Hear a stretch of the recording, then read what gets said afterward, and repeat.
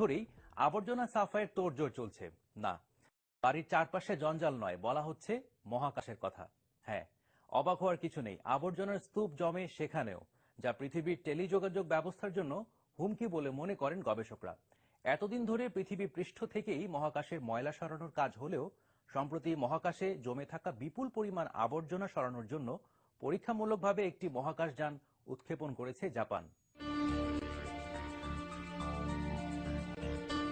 আকাশ ভরা তারার মেলা। না, কেবল চাঁদ সূর্য তারা নয়, আকাশে এখন জমেছে রাশি রাশি ময়লা আবর্জনা। তবে এগুলো আমাদের চারপাশে পড়ে থাকা খাবারের প্যাকেট, অব্যবহৃত জিনিসপত্রের মতো নয়। এগুলো হলো কয়েক দশক ধরে মহাকাশে পাঠানো স্যাটেলাইট বা মহাকাশযান, যেগুলো বাতিল অবস্থায় পড়ে আছে।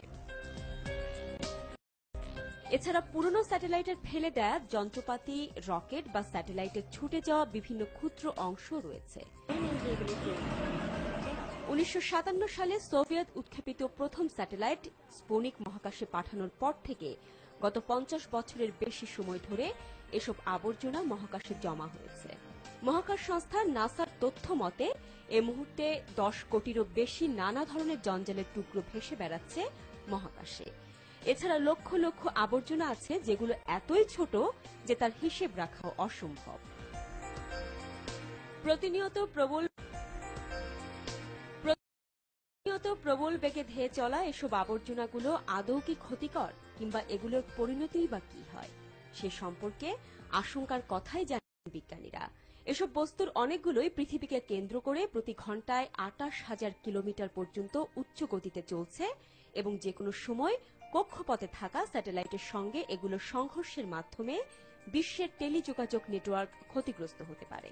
এর ফলে স্যাটেলাইট সংকেত পৃথিবী পর্যন্ত পৌঁছাবে না, ঝড়ের পূর্বাভাসও পাওয়া যাবে না। তবে আশার কথা হলো এই জঞ্জাল অনন্তকাল ধরে ভেসে বেড়ায় না, কোনো না কোনো সময় বায়ুমণ্ডলের সঙ্গে ঘর্ষণের ফলে জ্বলে উঠে ছাই হয়ে যায়, কিন্তু তার আগে ক্ষতি যা হওয়ার হয়ে যেতে পারে। তাই বরাবরই এসব জাঙ্ক সরানোর ব্যাপারে উদ্যোগ নেওয়া হয়, যার মধ্যে উল্লেখযোগ্য ছিল পৃথিবীতে বসে লেজার রশ্মির সাহায্যে জার্মান বিজ্ঞানীদের উদ্যোগ।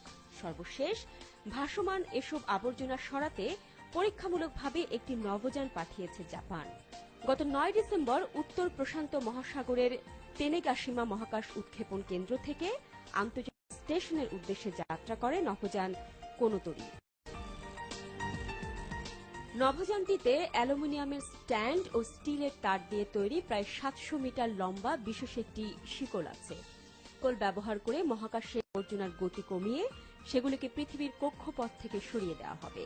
মহাকাশ গবেষকদের মতে পিচ্ছিল এবং ইলেকট্রোডাইনামিক শিকলটি চৌম্বক শক্তি ব্যবহার করে ভাসমান কোনো বস্তুকে পৃথিবীর কক্ষপথ থেকে সরিয়ে দেওয়ার মতো শক্তি উৎপাদন করবে। এর ফলে মহাকাশে ভাসমান আবর্জনা পৃথিবীর বায়ুমণ্ডলের কাছাকাছি চলে আসবে এবং পুড়ে গিয়ে ধ্বংস হয়ে যাবে। বিশেষ এ শিকল তৈরিতে জাপানের মহাকাশ গবেষণা সংস্থার সাথে যৌথভাবে কাজ করেছে দেশটির ঐতিহ্যবাহী প্রতিষ্ঠান নিত্তোসিমো কর্পোরেশন।